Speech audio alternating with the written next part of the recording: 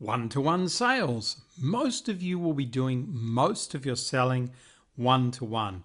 And whilst we're fantastic advocates of selling one-to-many, and that means selling online, selling through things like webinar, and selling from stages as well, which I love and adore, one-to-one is where most experts will be selling their highest ticket items. So it's important that we spend some time in one-to-one sales. And there are really three keys to this.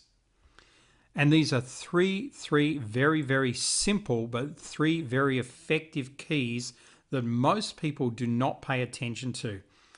And I think that the first key that I'm going to share with you can improve your one-to-one sales dramatically in the next few weeks.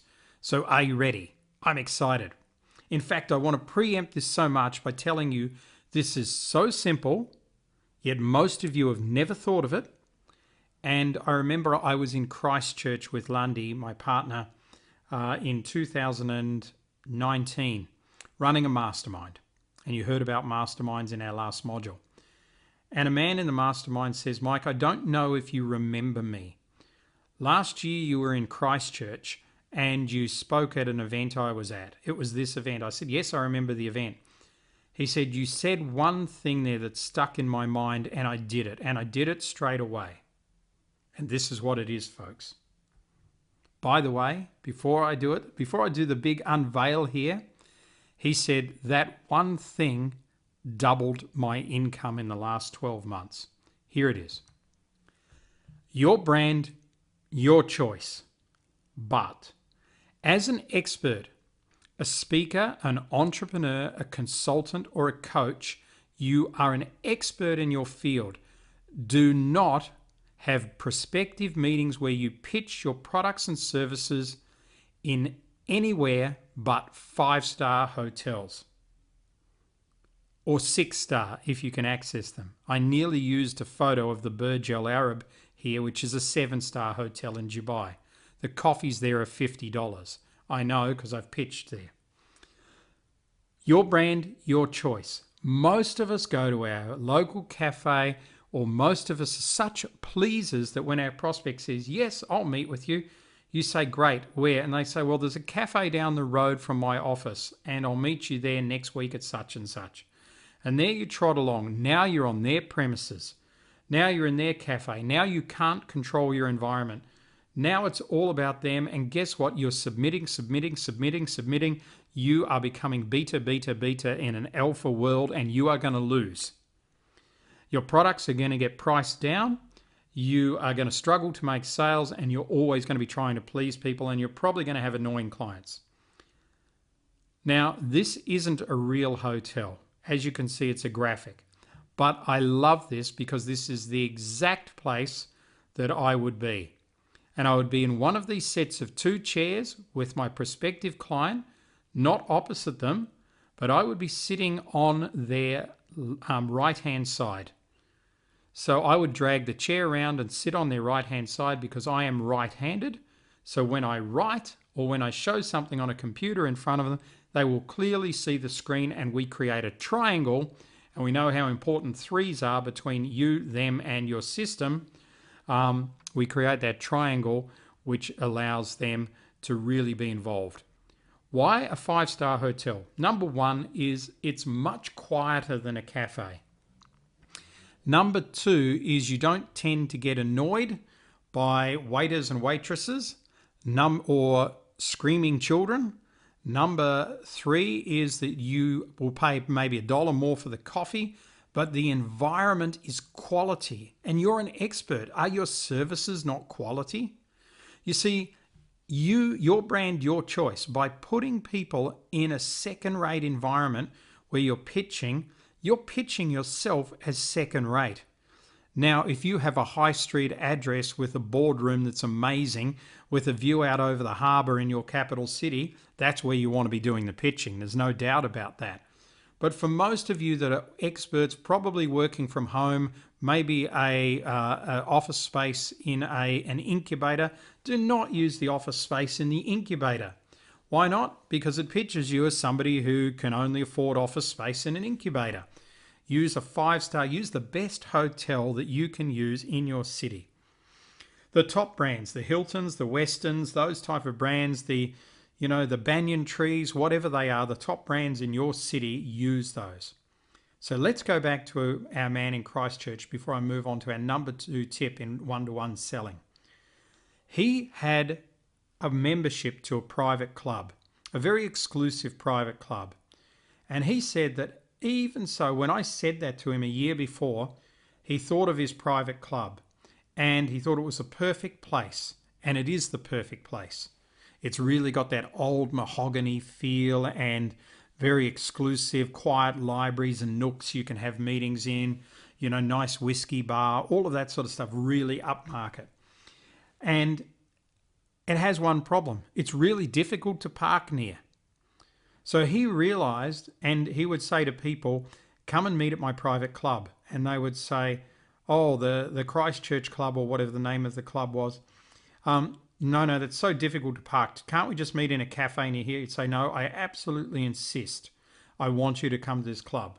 And for him, it was a deal breaker. If they weren't prepared to come to the club, they would never be a good client. So because they made the effort to go there and to park and to pay for parking, which was expensive, and to go into the club, and then they got wowed by the environment, then they would always be a good client and they would spend more money. As I said to you, it doubled his revenue in 12 months. Let's look at number 2. Most poor experts go into a meeting and pitch. Their meeting goes like this. Oh, thanks so much for meeting me. Beta. Can I get you a cup of coffee? Beta. Right? By the time you've done those 2 things, you're going to struggle to make a sale. I know you want to be nice, folks. I love being nice too. Try this. It's great that we both had the time to meet together today. That puts you on equal footing. Shall we get a cup of coffee? Now, if they want to pay for that coffee, let them. Why? Because if they want to pay for the coffee, that puts you in the alpha position. If you offer to pay, you're in the beta. Now let's move on here. I used my friendly dog here with the biggest ears ever, and I guess you can guess why.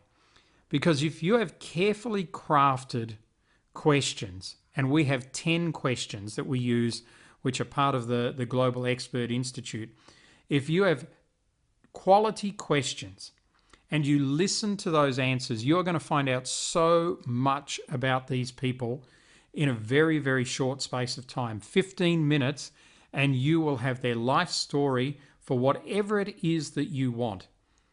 So don't go into a meeting and say, hi, today we're going to do this. I'm really keen. Hey, this is what our business is about. This is what we can do for you here. Do not do that. Go in here and say, my purpose for today is I'm firstly going to ask you some questions. Secondly, I'm going to share a little bit about us. And then if there's a common fit and it makes sense, we'll talk further. Is that okay? And they're going to say yes. Then you move straight into questions, high quality questions. And I'm going to share the first one with you just for this particular call. Why did you drive all the way across town, pay for parking, and come into this 5-star hotel to meet with me today? What was your motivation behind it? See, when you ask that question, you're going to find out exactly what person's problem is and why they did it. And even if they're smarties and said, well, because you asked me to, you're going to say, what specifically was it that you were hoping I could help you with today? It's going to get to the core of everything.